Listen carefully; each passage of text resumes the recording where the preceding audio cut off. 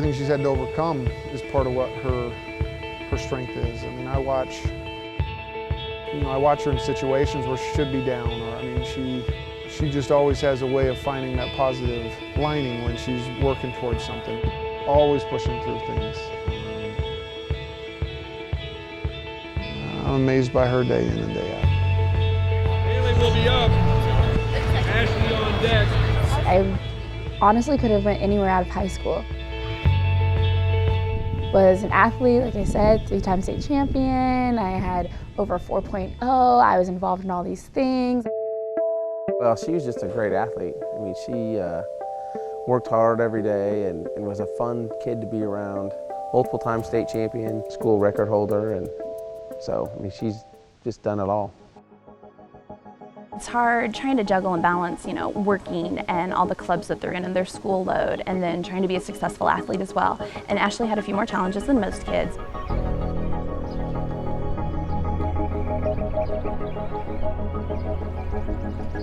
You're the president of all these clubs and the captain of all these teams, and you have all this stuff going on at home. And that was a lot of pressure, being that age and not really understanding that you do need help sometimes and support. He really was like my rock at the time, paying for things, for like senior pictures, just little things like that that didn't happen at home.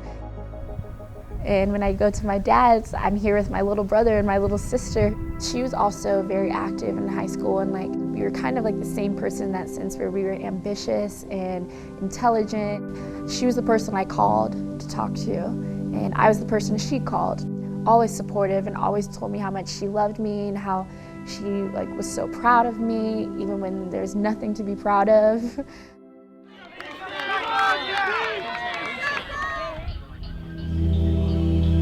The roommates that I had weren't athletes, and they liked to party, and I had developed a nasty little habit when it came to alcohol.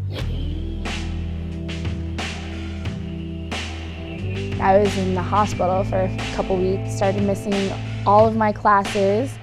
I had one friend there. He expressed his interest in me, so he came over to take care of me, and I'm heavily medicated at this time, still super sick.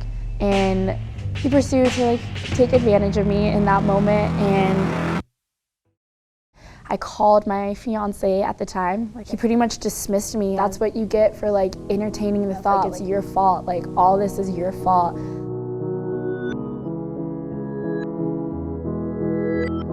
Next thing that I recall is being in a hospital room.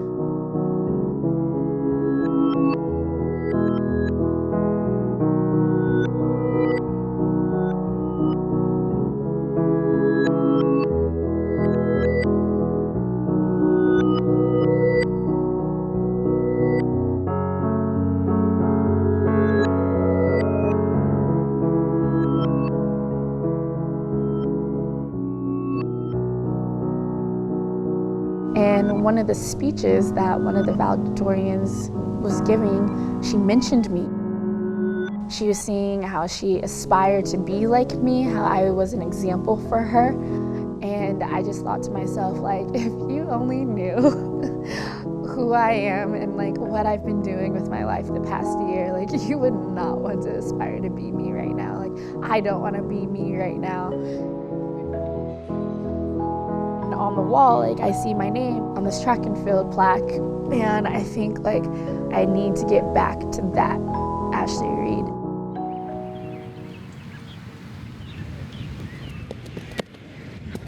Get a little better, get a little more knee drive coming out of the back. Ashley actually contacted us, kind of got an email out of the blue.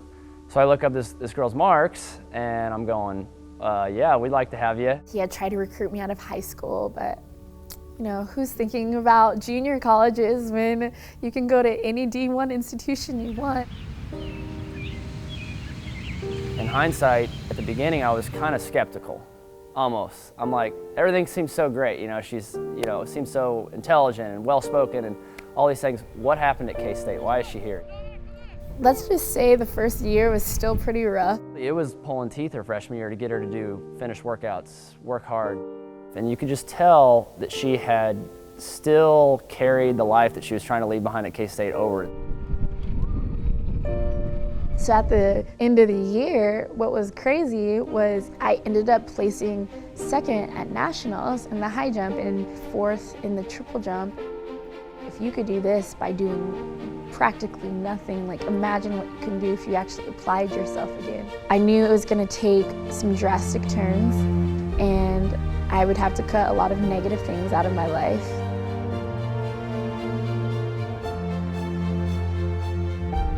That summer, I trained every day, did the endurance workouts, did the lifting.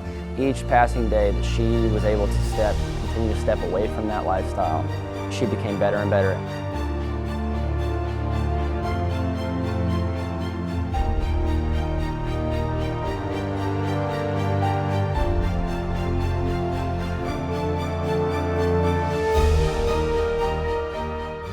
The name comes across and I didn't even recognize it at first. It just kind of came across as, okay, this girl's doing well and, you know, junior college, I need to give her a call. And my phone goes off and I look down on it and it says, Coach Colley, CSU.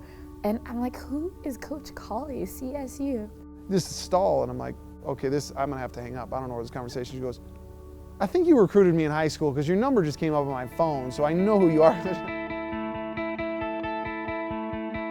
We were really looking for that leadership role, and she came in and just fit right in. She definitely was really explosive and really dynamic. Just had this amazing indoor season, and then kind of continued into the outdoor season. It was really exciting.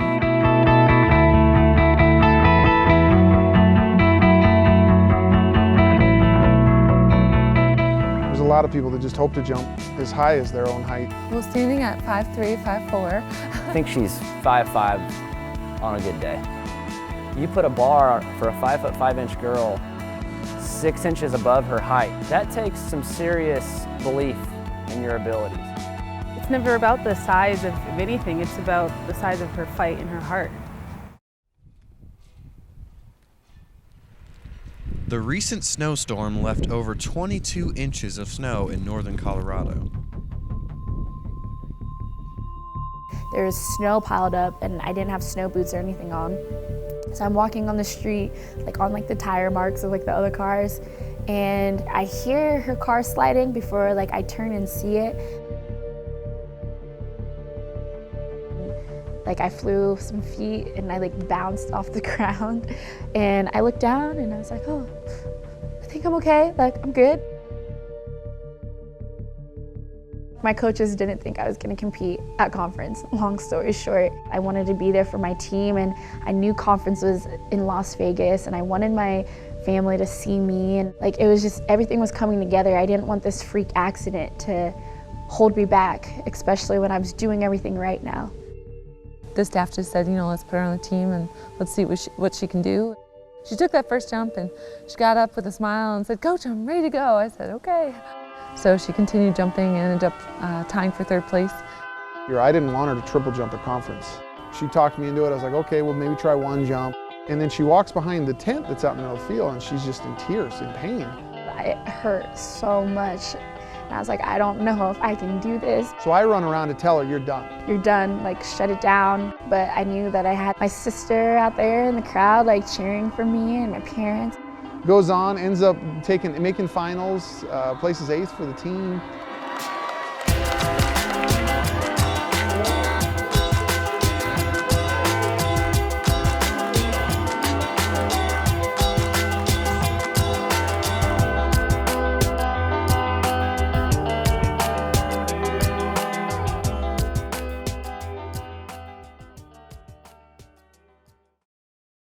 Watching at the end of last year as we were headed to the NCAA championships, Ashley was already talking a lot about her sister at that point.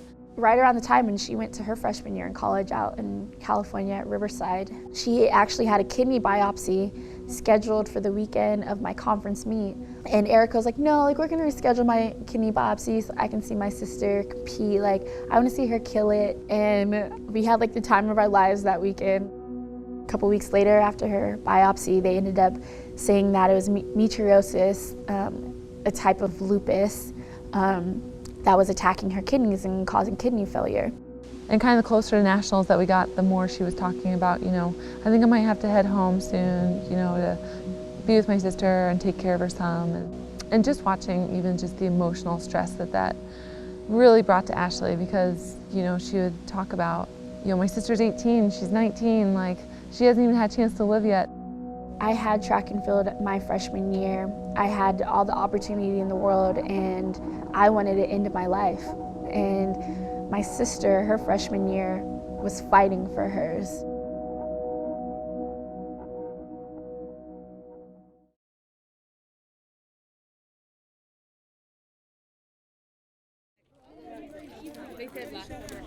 Nine out of every 10 people who have lupus are women. So that was that fact. That's true. First off, I'd just like to say thank you to all of you guys for coming out. She just has a way of making you feel at ease, like you're her best friend, with just meeting you. Thanks for coming. She needs to realize how much of an inspiration she is to me and to those all around her. She's always kind of getting the most out of every opportunity she has in life. You know, like she's been through so much that I think she's like, nobody can hold me down now, look what I've already been through. You just can't break that woman, and that is one of the greatest things you can find in someone. It was really hard to find life in track after Erica passed away, because I didn't feel like worthy enough to still have something this good in my life. But my coaches did not let that mentality keep me down. I was able to save myself using the lessons that track and field have instilled in me. She can keep track in perspective, and she knows it's a part of her life. It's a big part. She loves it, but it's not her whole life. It's not her identity. I know that because of track, I will be okay without track.